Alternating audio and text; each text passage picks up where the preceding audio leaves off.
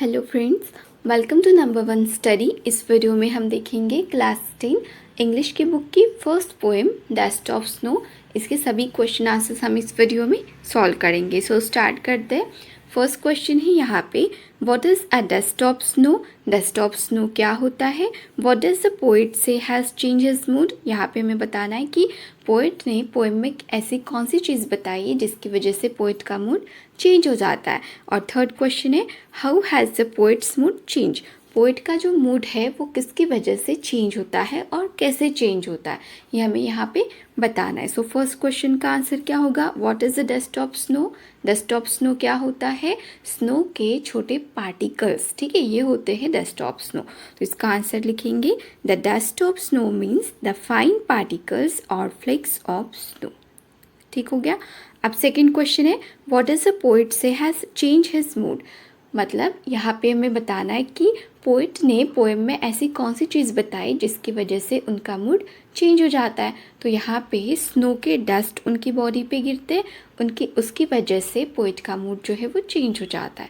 तो इसका आंसर लिखेंगे, the sudden shower in the form of dust of snow change the poet's mood. ठीक है, इसकी वजह से पोइट का मूड चेंज हो जाता है। अब थर्ड क्वेश्चन है, how has the poet's mood change.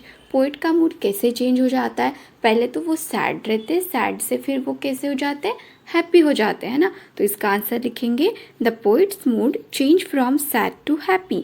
और ये कैसे होता है, पहले वो सैड रहते हैं, फिर डस्ट ऑफ स्नो उनकी बॉडी पे गिरता है जिसकी वजह से वो हैप्पी हो जाते हैं। ठीक है, तो सैड से वो हैप्पी हो जाते हैं। He felt refresh and wanted to enjoy the rest of the day. और ऐसा होने की वजह से फिर वो रिफ्रेश फील करते हैं और फिर उनका जो पूरा दिन था ना जिसे वो ख़राब करने वाले थे, वो भी अभी वो क्या करने वाले थे, इंजॉय करने वाले थे। ठीक है, आगे अब देखते हैं क्वेश्चन नंबर 2।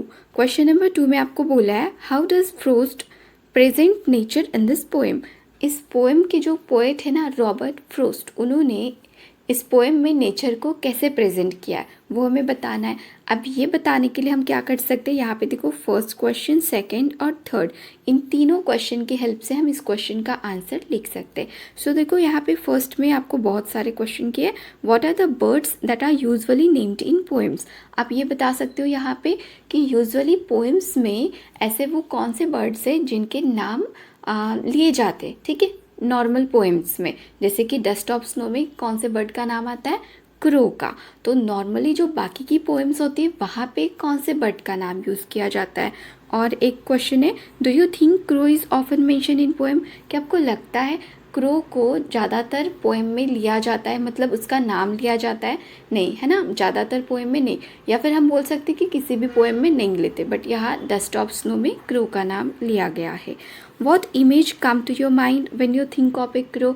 और जब आप क्रो के बारे में सोचते हो तो क्रो की कौन सी ऐसी इमेज आपके माइंड में बनती है, ये भी आपको यहाँ पे बताना है। तो देखो इसका आंसर कैसे लिखेंगे, generally poets take the birds and trees which are known for their beauty and good qualities. अब यहाँ पे क्या बोला है कि जनरली जो पोएट रहते हैं वो क्या करते हैं, ऐसे ट्रीज़ को लेते हैं, ऐसे बर्ड्स को लेते हैं जो कि उनके ब्यूटी, सुंदरता के लिए और गुड क्वालिटी के लिए जाने जाते हैं, जैसे कि लाइक पिकॉक, पैरट, कुकू, मैना and trees full of beautiful flowers and fruits. अगर ऐसे ट्रीज़ है, इतने ब्यूटीफुल बर्ड्स है, ट्रीज़ है, तो ऐसे ट्रीज़ और बर्ड्स के नाम नॉर्मली पोएट लोग जो है अपनी पोएम में लेते हैं।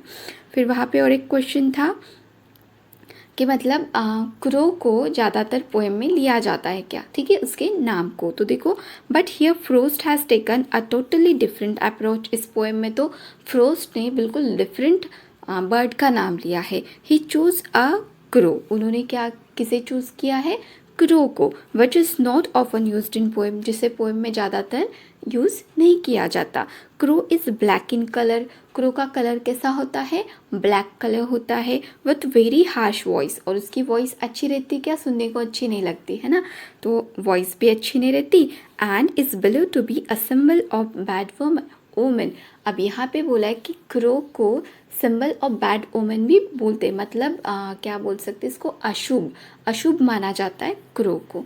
ठीक है, थिंकिंग ऑफ अ क्रो, और एक क्वेश्चन था कि जैसे हम क्रो के बारे में थिंक करते सोचते तो हमारे माइंड में उसकी इमेज कैसे बनती है, तो इसका आंसर होगा thinking of a crow brings very depressing and sorrowful picture to our mind.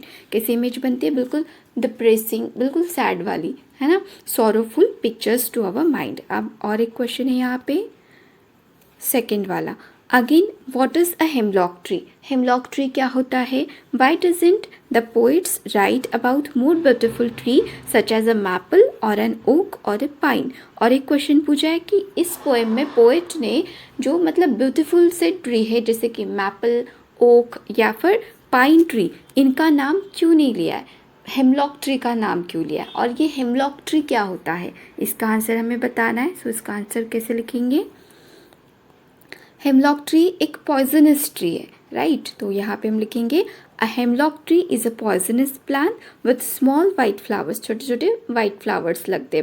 The poet Robert Frost didn't choose to use an oak, maple और पाइन ट्री। अब ये जो रॉबर्ट फ्रोस्ट है, इन्होंने यहाँ पे जैसे कि ओक, मैपल, पाइन ट्री को यूज़ नहीं किया है, instead he choose the hemlock tree, और इनकी जगह पर उन्होंने कौन से ट्री का नाम लिया, हेमलॉक, जिसे ज़्यादातर पोएम में यूज़ नहीं करते। And left all the beautiful trees present in the world, और पूरे वर्ल्ड में इतने सारे ब्यूटीफुल ट्रीज है, उनका नाम नहीं लिया उन्होंने, है ना। Actually he did so to present his mood and feelings. तो ऐसा क्यों किया उन्होंने, क्योंकि वो हेमलॉक ट्री की हेल्प से अपना मूड, अपनी फीलिंग्स बताना चाहते, क्योंकि हेमलॉक ट्री पॉइजनस ट्री है, सैड है ना, बिल्कुल निगेटिव है। तो अभी पोइट जो है वो भी मतलब उनका जो माइंड है या फिर वो जो फील कर रहे, सैडनेस फील कर रहे, तो उसे शो करने के लिए, उसको प्रेजेंट करने के लिए उन्होंने हेमलॉक ट्री का यहाँ पे नाम लिया है। अब देखते हैं थर्ड क्वेश्चन। थर्ड में आपको बोला है what do crow, okay, what do the crow and hemlock represent, Joy और सॉरो। क्रो और हेमलॉक जो है ये दोनों किसे रिप्रेजेंट करते, जॉय या फिर सॉरो को रिप्रेजेंट करते, जॉय हैप्पी, सॉरो एकदम सैडनेस वाला। What does the desktop know that the crow shakes off a hemlock tree stand for? अब एक और क्वेश्चन यहाँ पे कि मतलब what does desktop know, ये desktop know क्या होता है जिसे क्रो हेमलॉक ट्री पर बैठे बैठे क्या करता है, शेक करता है हेमलॉक ट्री को, और उसकी वजह से पोएट की बॉडी पे desktop know गिरते हैं। तो ये क्या होता है ये भी हमें यहाँ पे बताना है। सो इसका आंसर कैसे लिखेंगे, the crow and hemlock tree represent sorrow and depression filled by the poet and this materialistic world। तो देखो इस वर्ल्ड में पोएट क्या फील कर रहे थे, एकदम डिप्रेस्ड, सॉरो फील कर रहे थे, इसीलिए उन्होंने क्रो और हेमलॉक ट्री का नाम यूज़ किया है अपनी पोएम में। और ये क्रो और हेमलॉक ट्री क्या रिप्रेजेंट करते हैं, sorrow and depressed. The dust of snow is a symbol of natural Joy and energy. और डस्ट ऑफ स्नो किसे रिप्रेजेंट करता है, नेचुरल जॉय एंड एनर्जी को रिप्रेजेंट करता है।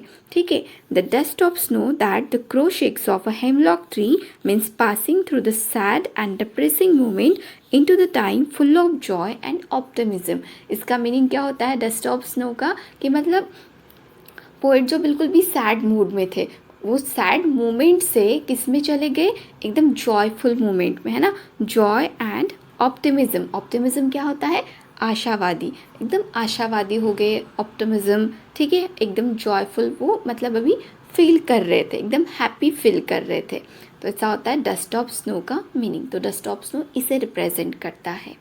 तो यहाँ पे हमारे डस्ट ऑफ स्नो के सभी क्वेश्चन आंसर सॉल्व हो गए। अगर वीडियो अच्छी लगी हो तो वीडियो को लाइक करना, अपने फ्रेंड्स के साथ शेयर करना और चैनल को सब्सक्राइब जरूर करना। Thank you.